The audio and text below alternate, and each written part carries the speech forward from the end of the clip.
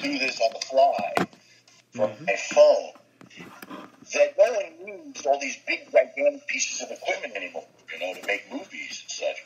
I actually record, here, I'll show it to you. I record with this little tiny thing, and I just take it in the woods with me, and it's got a split with 2 mics. Now, they're condenser mics. Professionals say condenser mics are too sensitive, and they pick up a lot of background noise. Well, in the case of radio theater, do you want to sound real? I go out in the woods. I'm going to go out in the woods, you know what I mean? I brought with me things I want to play that, instead of just me, that involve my comedy troupe, Liquid Comedy, because when you asked me to be on the show, I feel I'm on already, right? Mm-hmm, yeah. I just want to, when you honored me to come back on your show a second time, I had a lot of fun the first time. After I got off the phone with you, I went and I'm looking through all my files to find what I want to play, and of course, my first instinct was to go to the newest stuff that I had just done, and that's out there. I'm trying to sell, my Johnny Dollar radio drama and my Sherlock Holmes and the Aesop's Uncle Dunkle fables and all these things that I've put out this year, and like 15 titles already. In any event, I ended up finding an old cassette. A cassette that was intro and hadn't been played, in about 10 years. But I digitized it and mastered all the files, and then I added effects. What it is, and what you'll hear in the most of this, is either my comedy troupe and I, from 1978, 1979, then 2006, and finally now, and then they're going to be coming back to visit me in November. We're going to finish this title. We're going to put out a 40th anniversary of our Liquid Comedy troupe that was only known in the tri-state area. To work with people like Jerry Seinfeld, and Rick Overton, and Gilbert Gottfried, and Jim Vallee, who went on to create and win Emmys for Arrested Development, very funny man. Jonathan Schmock, the two of them had a comedy team. Mm-hmm. And Rick Vallee saved my butt once because I did very well at the Improv. I did very well at the Rising Star, all these places, right? So I had just done the Improv and asked me back. So Jim Vallee says to me, he's only 2 years older than me. I was like 20, he was 22. And he says, well, if that's the case, why don't you MC the show today at my own college, Middlesex County College? And I got up and I froze because it was all my friends and the teachers and different people I knew. And it was the first time I was performing in front of, people that, I had vested emotional interest in. And I just totally blew it. And he came and saved me. He came on stage and just kind of gracefully talked me and off. He was very nice. Make a long story short, because of Facebook, especially you stay in touch with people. But back in the 90s, I was living in Los Angeles, doing voice work mostly and some computer tech work. And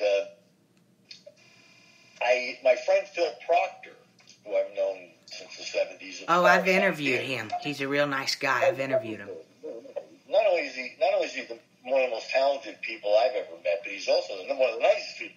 When you see people as talented as Phil and some of the other people I just mentioned, they got to be nice if they're giving that much of themselves to the audience. They're not holding back.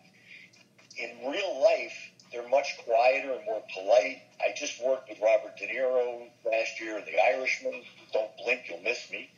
But, as they say in show business. But I got to be with him, and he was the sweetest, most polite man. He's not cursing at everybody and yelling about Donald Trump or whatever. That's what he's doing as a political activist, and that's part of he feels his responsibility being a famous person, to have an opinion and try to get people to listen to every side, So that was a wake-up call for him to use that kind of language. I don't use that kind of language. I do have a clip here, if we get to it, where my old partner from second grade until we left college, and then we sort of went our separate ways, Gary Beeler, and we used to do Abbott and Costello, Who's on First together, like I now do with a wonderful man named Bob Greenberg.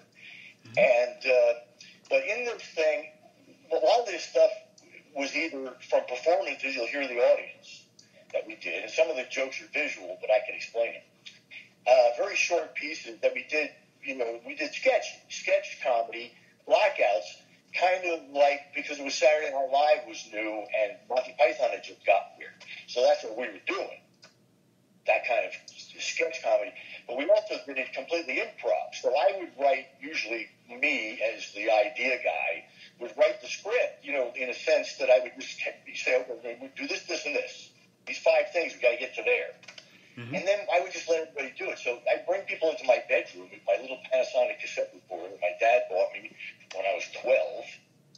And instead of, screwing around with it or just recording music or whatever, I actually started making up these stories. And if you came to my bedroom to play when I was a kid, you wanted to record with me. See? So Gary Bueller and I would record together, and he'd play the Godfather, and I'd be all the other characters. He completely improv it. Years later, when I met that mother, he couldn't believe that I could improv that many characters at one time and have a half-hour story arc. Well, nowadays, people have shorter attention spans, so I kind of break things up in terms of scenes so that people can digest something quickly, then have kind of a cliffhanger, and they'll go to the next thing, which is like a serial, And make a long story short, the things we're going to play on this show, most of them go back to 1978, 1979, and most of them were recorded either in my bedroom or Gary Bueller's living room. Okay? So, stay tuned. Play that Factalicious. Okay.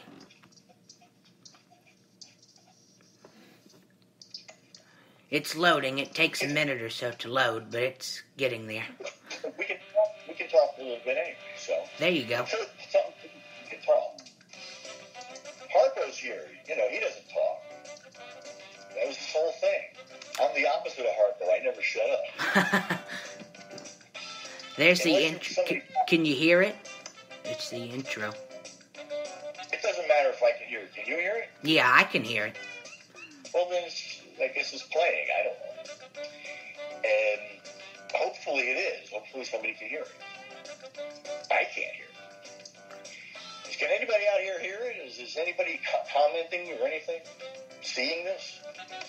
Yeah, people. I assume it's being recorded, right? Because we could always play it back and add clips in later. But if you're playing the music, the name of the tune is Factalicious, and it's royalty free. You pay once, and then you can use it forever.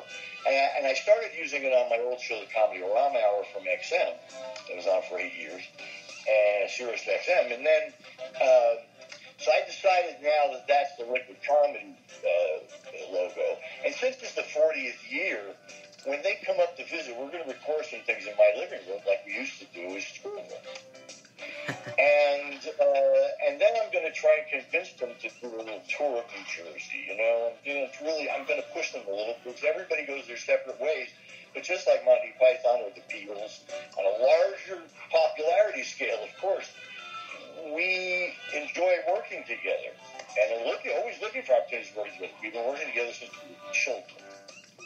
And some of the people have changed, but there's always the core of Jim Foley, Kenny Savoy, Joe Bevilacqua, Tom Gianazzo, and then Gary Bueller for mostly when he's gone. But we've brought in a lot of women. They don't stay because women feel intimidated. I think when we were younger, we intimidated the women because it was like 5 guys and just 1 girl when we get in. So we went through a lot of women, but we'll hear in one of these clips, the woman is Amy Price, and I just took a bowl of cereal, like super sugar crisps, and put it in a bowl in my bedroom up in the attic, and poured milk on it, and I sat down, Kenny Savoy, and I sat down and Amy Price, and they said, "Your children eating breakfast." That's all I said, and we recorded it. You'll hear what it is. So can we assume that people are hearing what you want them to hear? Yeah, they're hearing it. I can react them out, Yeah. So, because I can't hear that you're playing things, let me just, off the top of my head, say that why don't we play that clip first, and